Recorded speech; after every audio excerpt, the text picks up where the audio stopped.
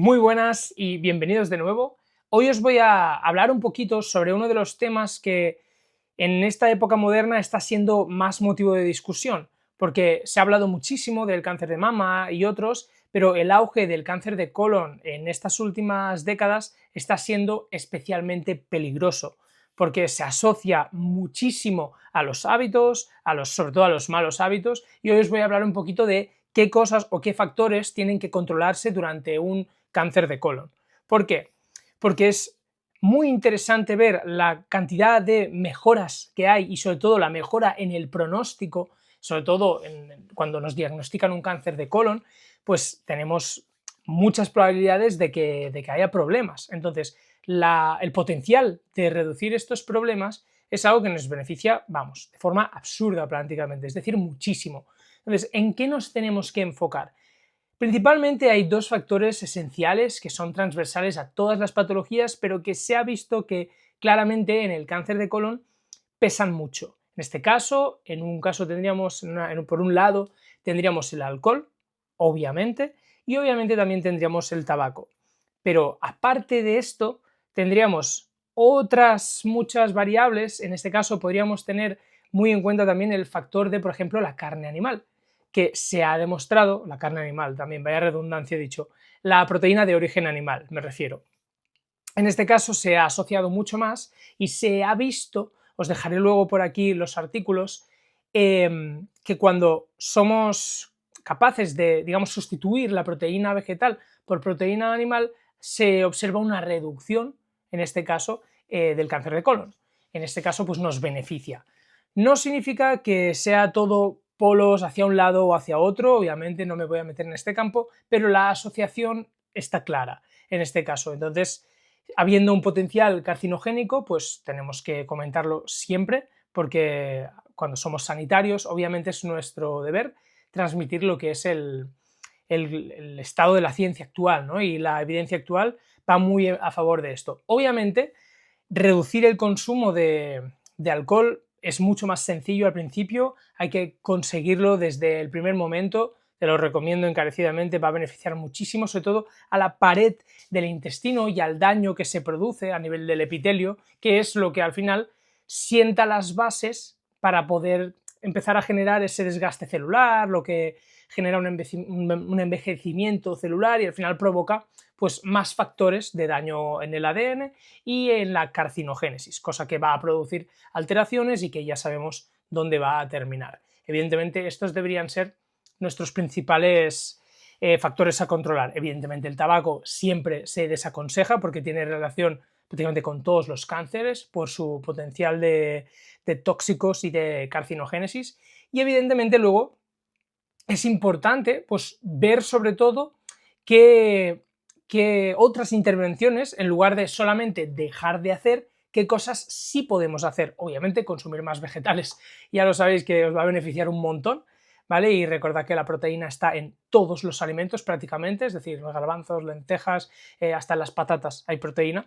En este caso, tened en cuenta que sí podemos hacer otras cosas. Obviamente la intervención física, el entrenamiento, ha demostrado también producir un efecto positivo tanto a nivel del sistema nervioso autónomo, que nos va a ayudar con muchísimas otras cosas, pero sobre todo en la pared intestinal. Es decir, mejorar el estado y la biosíntesis, en este caso mitocondrial, sobre todo en las regiones celulares del entorno del epitelio del estómago, es decir, las paredes del intestino, nos va a ayudar muchísimo a empezar a revertir ese proceso tumoral. Entonces, aparte de potenciar el efecto de los tratamientos y hacer que podamos tolerar muchísimo mejor, pero muchísimo mejor y de lejos el efecto tóxico de los fármacos, ¿no? Por ejemplo, si os están dando quimioterapia o cualquier otro tratamiento, pues obviamente nos va a mejorar el estado intestinal directamente, ¿de acuerdo? Entonces, claramente el deporte ya tiene que estar incluido en tu plan de tratamiento, obviamente, y si no está todavía, debería estarlo, ¿vale? Es una herramienta terapéutica indispensable. No es algo que puedas hacer si te apetece o no, sino que es algo que la ciencia ha demostrado que o lo haces o no estás eligiendo el mejor camino. Entonces, te recomiendo encarecidamente que el deporte sea una de las prioridades.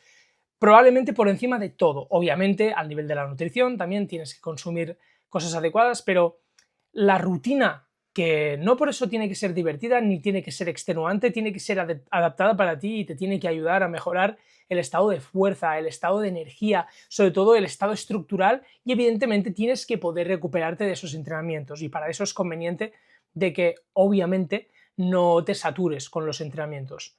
Hay dos factores fundamentales por los cuales deberías incluirlo también, y en este caso es que reduce claramente el riesgo de mortalidad, ¿vale? Versus, en comparación de las personas que no entrenan cuando tienen un proceso de cáncer de colon, y la recurrencia, es decir, el hecho de haber salido de un cáncer y no volver a tenerlo.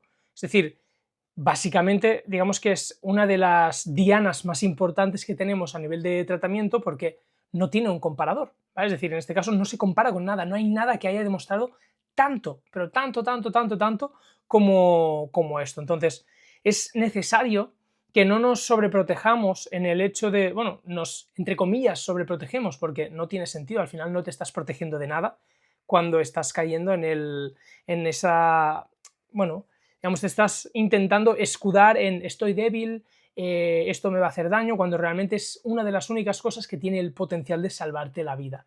Entonces, también te recomiendo encarecidamente que tengas en cuenta que tiene que ser uno de los factores pilares indispensables. Obviamente, esto tiene que ir acompañado de un descanso, no puedes entrenar indiscriminadamente, obviamente porque puede que erres a la hora de decidir lo que vas a implementar y lo que no. Obviamente puede que te estés descuidando de muchísimos otros factores y probablemente te quedes corto cuando estés aplicando una intervención. Entonces, apretar lo suficiente, mantenerlo el tiempo suficiente, recuerda que es como un fármaco, no tiene por qué divertirte solamente, sino que tiene que ayudarte a que tu cuerpo y tu sistema funcionen mejor. ¿De acuerdo? Así que recuerda, como resumen un poquito de este corto vídeo que os dejo por aquí, ¿vale? Tabaco, alcohol, sobre todo, fuera alcohol porque está detonando tu medio interno, tu intestino, el sueño, hacer todo aquello posible para mejorar un poquito el descanso, un poquito de a poco, no hace falta que de no dormir pases a dormir perfectamente, pero te va a beneficiar un montón. Y aparte de esto, la comida, ¿vale? La comida, recuerda introducir poquito a poquito vegetales e intenta ir balanceando las raciones para que no te quedes corto tampoco, y luego a partir de esto ya sí que implementar dosis de actividad física, de ser posible. Yo recomendaría más de 300 minutos a la semana, bien divididos, bien pautados y bien sostenidos para que se puedan progresar, y de ahí para adelante. Así que no me extiendo más. Si tienes dudas sobre cómo mejorar en tu proceso oncológico, en este caso, o tienes un familiar que está pasando por un proceso oncológico de colon o de otra cosa, evidentemente, podemos comentarlo. Simplemente no tienes que hacer nada más que escribirme y nos ponemos en contacto y nos ponemos a ello. Así que muchísimas gracias por ver este vídeo y nos vemos en el siguiente.